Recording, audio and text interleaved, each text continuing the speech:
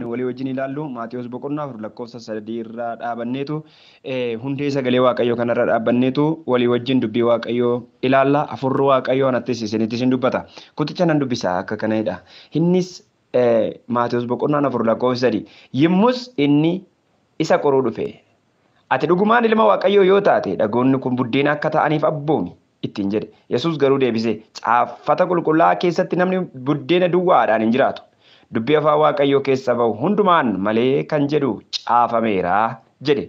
Seexanni immoo gara mandara qulqullaatti isa geessee fiixee guutuu mana qulqullummaa irras dhaabachiise. Ati dhugumaan ilma waaqayyoo yoo taate kana irra gaduuf darbadhu. Inni ergamoota isaa siif hin abbooma. Miilli kee dhagaatti akka hin buunettis isaan harka isaanii irratti si baatu kan jedhu caafameera ittiin jedhe. Yommus Yesuus garuu waaqayyo kee goofticha gar malee hin eeggatin kan jedhus immoo caafameera ittiin jedhe.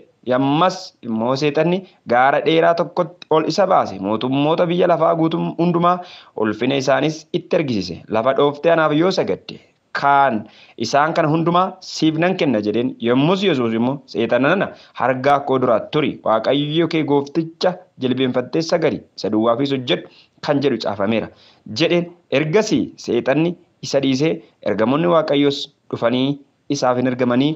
Ameen. Kutaa kana keessatti ergaa guddaa kan of keessaa qabu tokko sagalee waaqayyoo walii wajjin ilaalla. Baay'ee kan nama dhibu akkaataan sagalee waaqayyoo kana ittiin isin biraan ga'u waaqayyo duwwaatu beeka.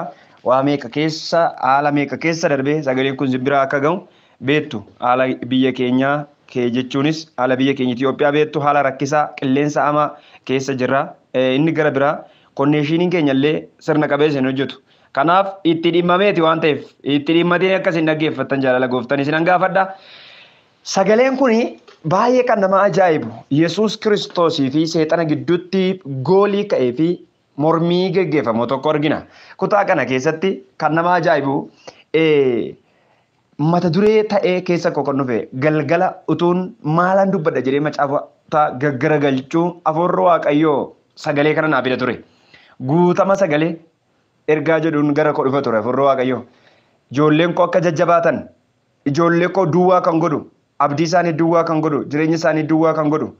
Sagaleedhaan guuta waan ta'eef guutama sagalee jedhii dubbadhu naan jedha ture hafuurri waaqayyoo. Isa kanaaf keessa koo ergaan guute isa kana waan ta'eef hafuurri waaqayyoo lafa jirtanitti ergaa kana akkasiin qaqqabu nama ladha. Isa kanaaf gara guutummaa mata duree kanaa ilaaluu dura jecha guutama jedhu fi jecha sagalee jedhu kophaatti ilaalla. Waa'ee guutamaa ilaalla. Guutamni maalinni maali guutamni kan jedhu walii wajjin ilaalla.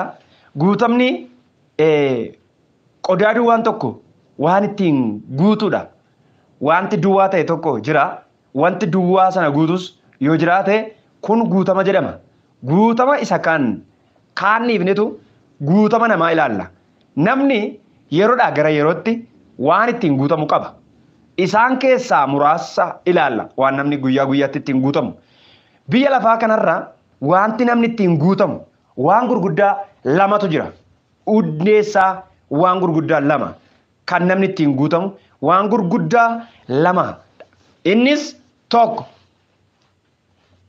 hafuura qulqulluu. Lama hafuura xuraa'aa. Biyya lafaa kanarratti namoonni hafuurota gurguddaa kana lamaaniin guutamanii jiraatu. Kana keessaa namni isa tokkoon guutamuun isaa dirqama. Ani hafuura qulqulluus yookiin hafuura xuraa'aadhaanis guutameen jiru namni jedhu sobadha jechuudha. Isa kanaaf sagalee waaqayyoo keessatti waa'een guutamaa yeroo nu ilaallu guutamni maal akka ta'e sagalee waaqayyoo kana keessaa ilaalla. Namoonni tokko akkaataa jireenya isaaniif guyyaa guyyaatti adeemsa isaaniif jireenya isaanii keessatti waan isaan ittiin guutaman ija hojii isaaniitiin ilaalla. Sagalee waaqayyoo maal nu barsiisa?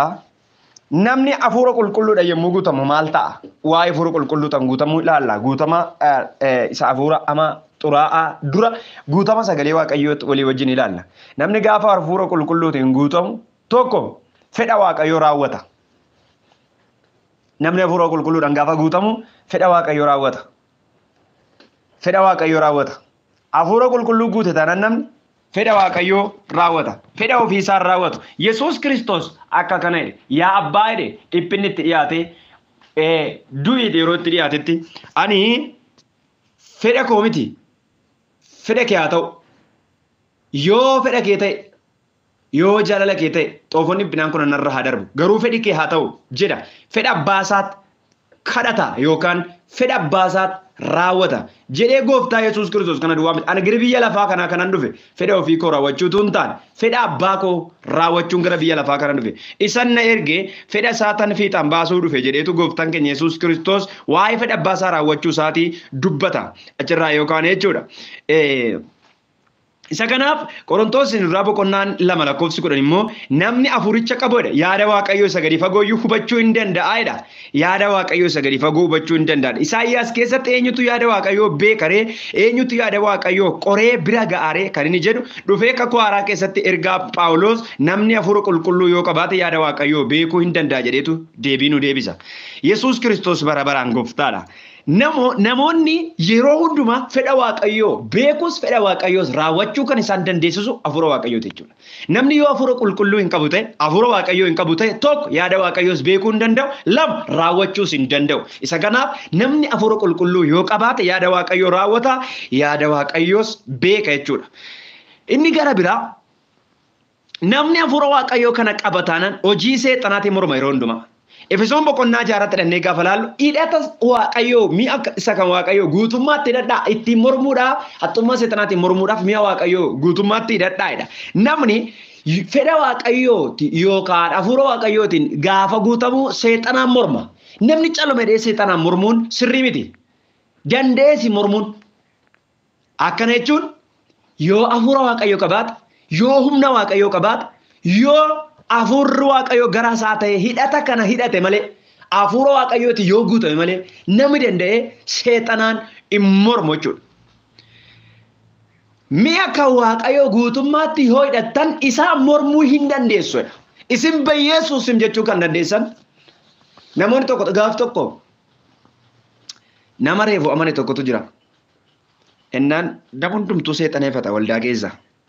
Bayyesuus medho bayyesuus midha seexan akka deemu beeku hidhibatu ennaan waa'ee seexaneeffachuun galleef isaan reeffama na waan ta'eef deem hinnaatiin deem seexana nana hinnaatiin edha ture waldaa keessa dhaabate hin beeku akkatti ifatan waan lolanii achi fageessan itti fakkaata seexanni sagalee jabaas miti seexanni wanta inni sodaatu afurri Waaqayyoo namarra jiraatanan guutamna afura Waaqayyoo namarra jiraatanan seexanni dandeessee fuula namaa duraan dhaabbattu.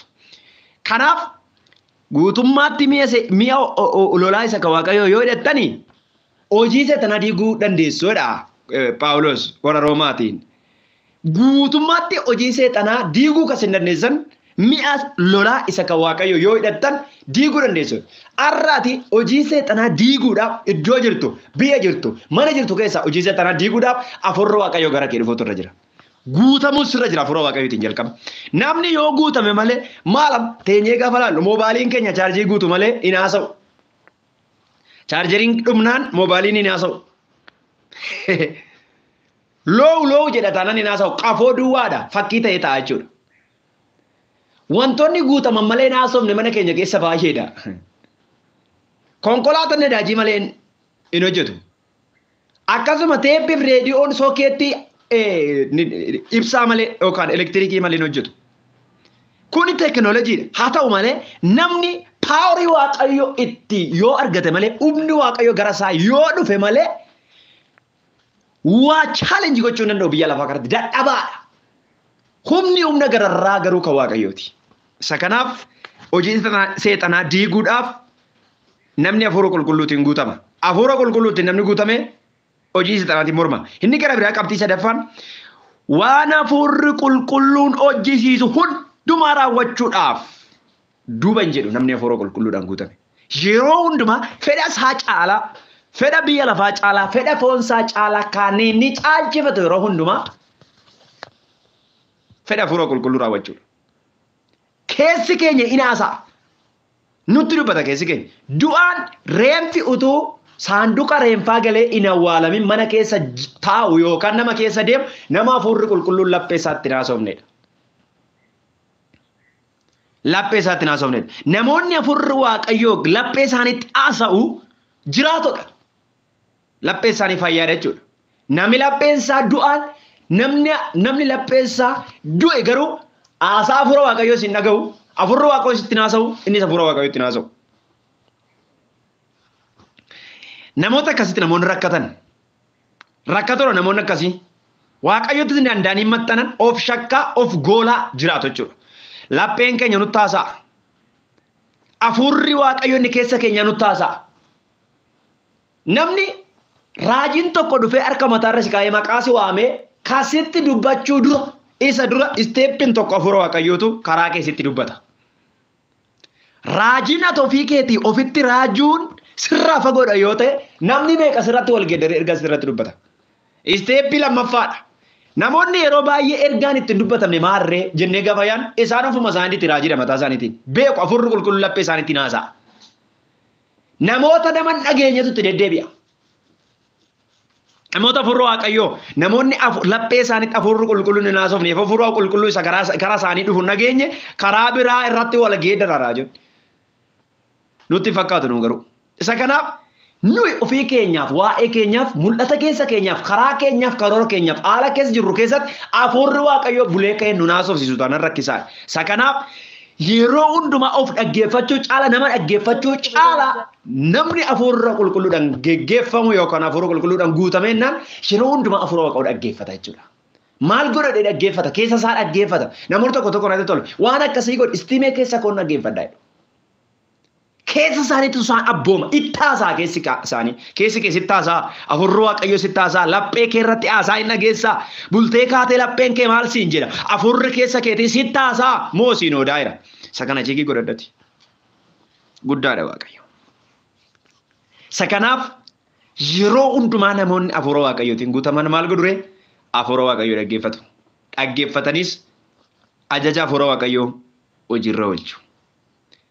Hallelujah. Phaawulos gara mandara kanaa dhaquree jedheetu mandaroota yeroo hojii hojjetu hin gaafatu. Hafuurri waaqayyoo dhaqee yoodeen hin dhaqa. Hin dhaqiyyoo jedheen hin dhiisa. Daawit ba'uree lola kanatti duulureedhe hafuura waaqayyoo gaafata. Hafuurri waaqayyoo dhaqee yoodeen toleedhe dhaqa. Museen nu wajjin jirtaare yoo nu wajjin jirtu ta'e nutti himedha. Keessa isaa dhaggeeffate deema.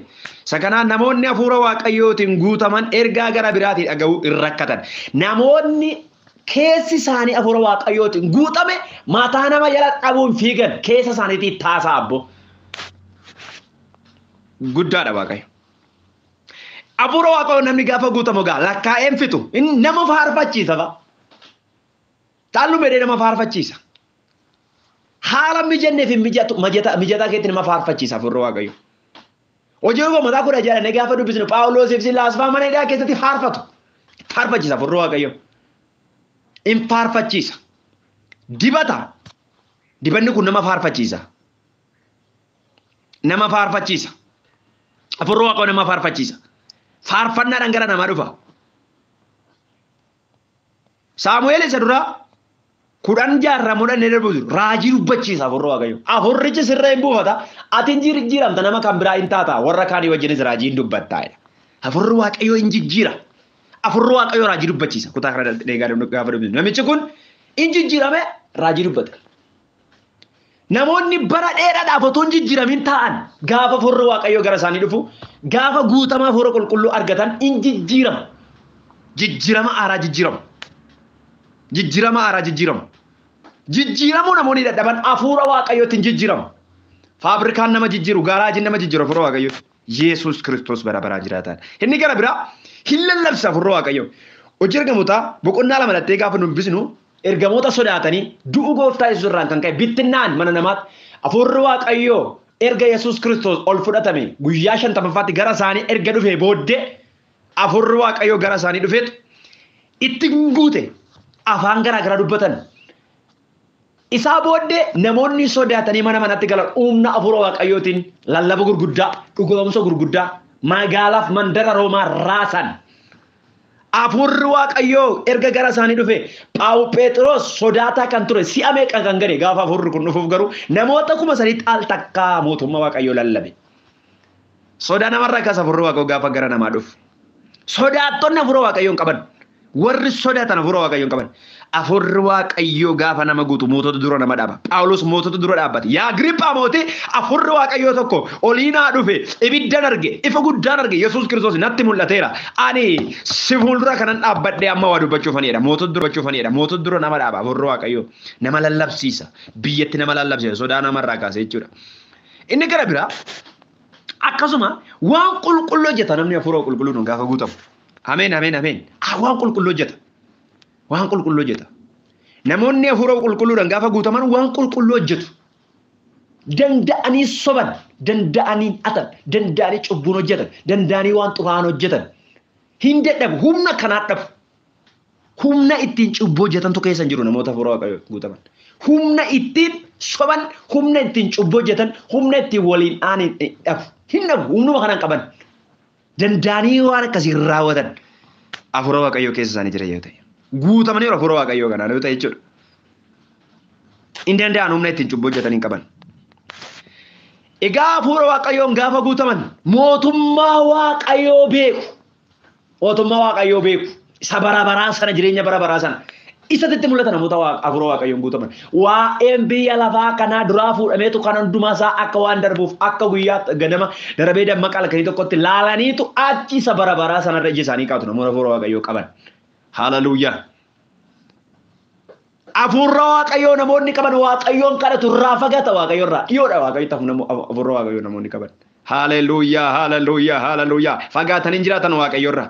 Akkuma foon keenya buddeen irraa fagaatee jiraachuu hin danda'u. Foon keenya kun biyyoodha. Biyyoorraa dhufe kan addunyaa kanaati, kan addunyaa moofaa kanaa, kan biyya lafaa kanaati. Waan biyya lafaa kanaa soorata. Nyaanni isaa kanasiiti. Dhugaatiin isaa kanasiiti. Uffanni isaa kanasiiti. Hundumtuu asitti hafa. Isa kanaaf kana malee jiraachuu hin danda'u foon keenya. Hafuurri keenya kuni garuu hafuurri waaqayyo nuu kenne kuni dhugaadhumatti waaqayyo irraa fagaatee jiraachuu hin danda'u. Kanaaf sagalee waaqayyo dhageessifna.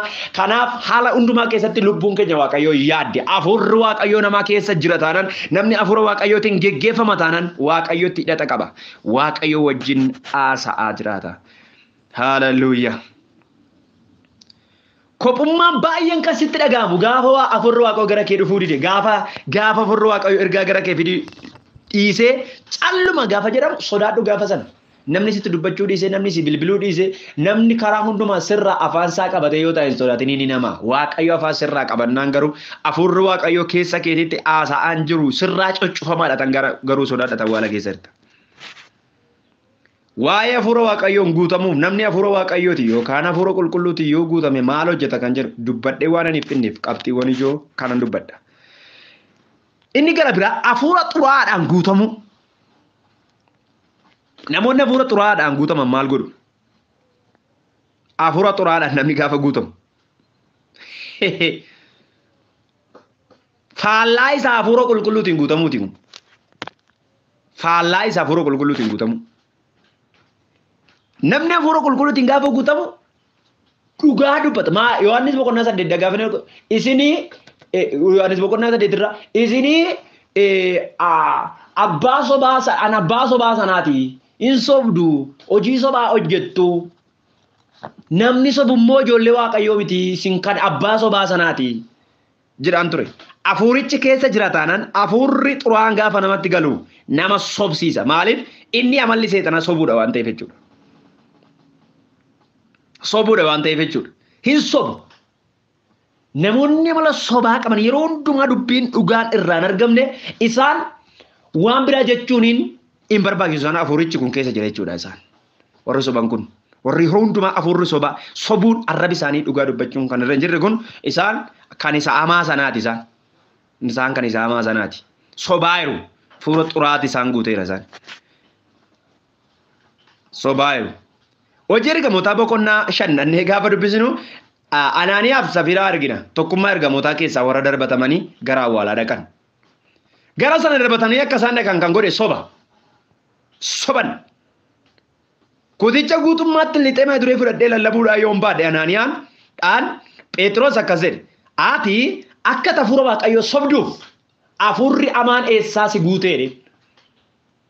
Namoonni hafuura xuraa'aa kanaan gaafa guutaman in sobu.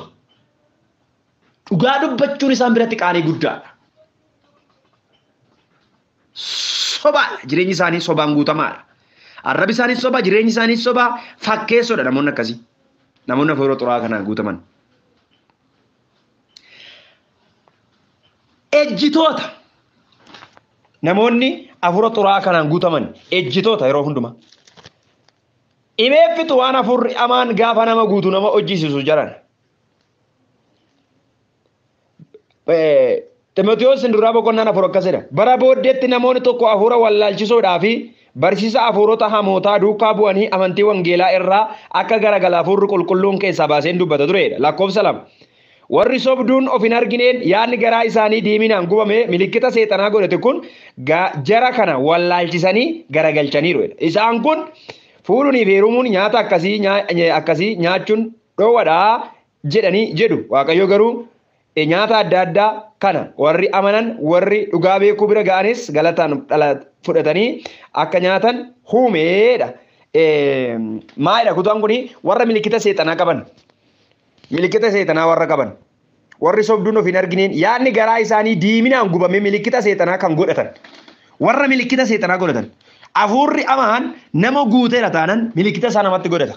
Milikkita qabu.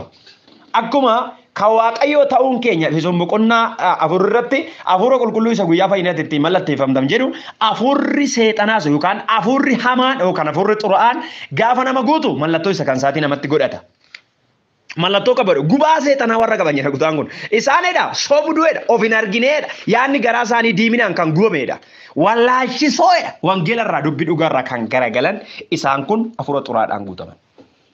Namoota hafuura xuraa'aadhaan guutaman hojii xuraa'aadha jedhamu tokkoyyuu waan bira darban hin qaban. In hojjetu. Isaaniif akka dirqamaatti hojiisan hojjechaa jiru. Maaliif isa isaan guutetu isaan hojjisiisa. Baay'ee jireenya keenya keessatti namoonni hafuura waaqayyootiin gaafa guutaman hafuura waaqayyootu hojii qulqulluu isaan hojjisiisa. Abboomamaniitu hafuurichaaf hojjetu. Akkuma kana hafuura xuraa'aadhaan namoonni geggeeffaman ofii sammuu isaaniitiin geggeeffamanii hojjetan. Hafuura xuraa'aa santu akka isaan hojjetan. Fakkeenyaaf namoonni nama lolan hafuurichaan geggeeffamu. Namoonni ejjan hafuurichaan geggeeffamu. Namoonni nama rukutan nama dhiiksan hafuurichaan geggeeffamu. Namoonni tokko haasaa garuu kunan nama rukutu na godha. Ejji na godha. Akkasa godhe na godha. Namoonni sun dhuguma akkas isaan taasisan. Hafuurichatu itti guutee hojii hamaa sana isaan raawwachiisa jechuudha. Kanaaf addunyaa kanarra hafuura xuraa'aadhaan kan geggeeffaman eenyuree jennee gaafa yaadnu namoonni waan xuraa'aa hojjetaniif waan waaqayyootiin tolle hojjetan hundinuu guutama hafuura xuraa'aa kanaa qabu jennee darbuu danda'a. Namoonni hafuura qulqulluun gaafa guutamanii faarfatu inni. Hafuura xuraa'aadhaan gaafa guutaman garuu sirbu. Sirbitoota addunyaa keenya weellistoota ajaa'ibsiisoo kana teenyee gaafa laallu dibata guddaa qabu isaan. Dibata malee waan faarfatan isinitti fakkaatin. Addunyaa xuraa'oo addunyaa hafuura hamaa kana keessa dhaabbatanii gaafa of laalan isaan dibata guddaa qabu. In caalu warra kaan maaliif ennaa dibata qabu. Akkuma kana teenyee gaafa laallu faarfattoota gurguddaa qabna biyya keenya keessa. Eenyu isiniin kaasu anuu faarfataadha. Namoota hedduu kaasuu dandeenya maqaa kan beektan kan hin beekne kumaatama hedduu qabna faarfattoota waldaan kiristaanaa jaallattu faarfannaa hafuura qulqulluun guutame kan faarfatan. Isaan kun dibamoodha. Kennaa hafuura qulqulluu qabu dibamaniitu faarfachaa jiru. Akkuma kana namoonni sirban dibata guddaa qabu. Luusifertu dibe. Hafuura xuraa'aa santu dibe. Dibee muudee galla keessan dibataan sirbaa yeroo. Dibataan sirban addunyaa kanarraa haasaa yeroo. Dibamanii jiru isaan. Muudamanii jiru isaan. Kitaaba tokko nan dubbisan ture. Kitaaba waa'ee Illuminaantii yookaan waa'ee 666 haasa'u tokko dubbisan ture. Innis akka kanadha. Namoonni yeroo waan xuraa'aa hojjetu yookaan biyya lafaa kanatti beekamtii kan isaan argatan weellistoon yookaan aartistoonni garaagaraa beekamtii gurguddaa kan isaan argatan dhaqaniitu 666 mallatteessu. Isarraan kan ka'e inni dibamu hafuuricha fudhatu beekamtii addunyaa kanatti eenyu kan isaan hin qaqqabne beekamoodha. Ameen ameen. Yesuus Kiristoos warra kan isaatiif warra hafuura isaa fudhataniif garuu beekamtii guddaa tokko laateera. Isaa kanaaf beekamtii seexana biraa kan fudhatan jiru biyya lafaa kanarra beekamtii hafuura waaqayyoo yookaan beekamtii Yesuus Kiristoos biraa kan fudhatanis addunyaa kanarra jiru. Lamaan isaanii biyya lafaa kanatti chaalenjii uumaa jiru. Fedha hafuurichaa raawwachuudhaaf duuban jedha warri hafuura xuraadhaan geggeeffaman yeroo hundumaa ergamoota seexanaa ta'anitu biyya lafaa kanarra jiraatu. Inni sobu yoo ta'e sobuudhaan hojii seexanaa raawwatu. Inni ejju yoo ta'e ejjaan hojii seexanaa raawwatu. Inni ajjeesu yoo ta'e ajjeesuudhaan hojii seexanaa raawwatu. Waan isaan hojjetan hundumtuu hojii xuraa waan ta'e hojii seexanaa raawwachaa jiru isaan maasii seexanaa keessa jiru. Isaanis gaafa guyyaa dhumaa sanatti Luusifer biratti badhaasa qabu badhaasa ibidda bara baraa ta'e iyyuu. Giyyaa doogaa baa goraasiyaa. Hojjetoota namni biyya lafaa kanatti ani hojjetaa eenyuyyuu miti jedhu sobduudha. Yookaan hojjetaa waaqayyooti yookaan hojjetaa seexanaati. Hafuurri waaqayyoo keessa jiraatan namni sun yeroo hundumaa mana namaas haa ta'u biyya fagoos haa ta'u dhiyoos haa ta'u waldaa kiristaanaa keessas haa ta'u ala namni hafuura waaqayyoo qabu tokko lafa dhaabbatu lafa ijaajju hundumaatti ejjechuusaaf dubbachuusaatiin hojii waaqayyoo hojjetaa garbicha waaqayyootiin. Namni hafuura xuraa hojjetu immoo gola jiruuf iddoo jiru hundumaatti assaayimentii seexanaatti hojjeta. Kanaaf namoonni hafuurota kana lamaaniin geggeeffamu biyya lafaa irratti. Kana keessaa tokkoon geggeeffamaa akka jirtu beeki. Haaleluyyaa. Guddaadha gabaabee. Kana keessaa tokkoon geggeeffamaa jirti. Yookaan hafuura xuraa yookaan hafuura waaqayyoo. Hafuura waaqayyoon geggeeffamta taanaan yeroo hundumaa yaada qulqullaa fedha waaqayyootu sitti mul'ata. Fedha waaqayyoo raawwachuuf duuban jettu. Yaadoo gosa maqaa Yesuus Kiristoos ilma waaqayyoon hafuurri yaada waaqayyoo si hubachiisu gara kee dhufu. Waa'ee guutamaa egaa namni duwwaan biyya lafaa kanarra jira yoo jenne namni duwwaan qodaa duwwaa ta'e biyya lafaa kanarra jiraatu hin jiru. Namoonni Maatiyos boqonnaa 4 gaafa dubbisnu seexanni ba'ee gaafa deebi'u gooftaan keenya Yesuus Kiristoos waan tokko jedhe iddoo ba'ee gaafa deebi'u iddoo duwwaa tokko argateetu indeemaa galafa boqonnaa hin qabne tokkotti deemee dhaqeetu iddoo bitti boqotu dhabee deebi'ee gaafa dhufu manni inni keessaa ba'e sun duwwaa ta'ee yookaan hafuurri waaqayyoo dhiddicha hin buufanne yoo ta'e dabalatee warra akkasatti ciccimoo dabalatee itti deebi'ee hin galayedha. Kanaaf nuyi laphee duwwaa yookaan duwwaa jiraachuu hin dandeenyu jechuudha. Hafuurri waaqayyoo inni jiraataan hafuurri qulqulluun kun laphee keenya hin argatu nu laphee hafuura qulqulluuf iddoo hin qabnu yoo ta'e hafuura xuraa sanaaf iddoo hin dhabnu. Ani kan eenyuyyuu miti jechuu hin dandeenyu biyya lafaa kanarratti miseensa warra waaqarraa miti yoo ta'e miseensa warra si'ool ta'uun dirqama. Galmeen bakka lamaa keessaa galmee tokkorra jira namni tokko. Jira gooftaan macca. Kanaaf namoota iddirii bakka lamaa dhugan akka hin taane waaqayyoon nu gargaaru malee.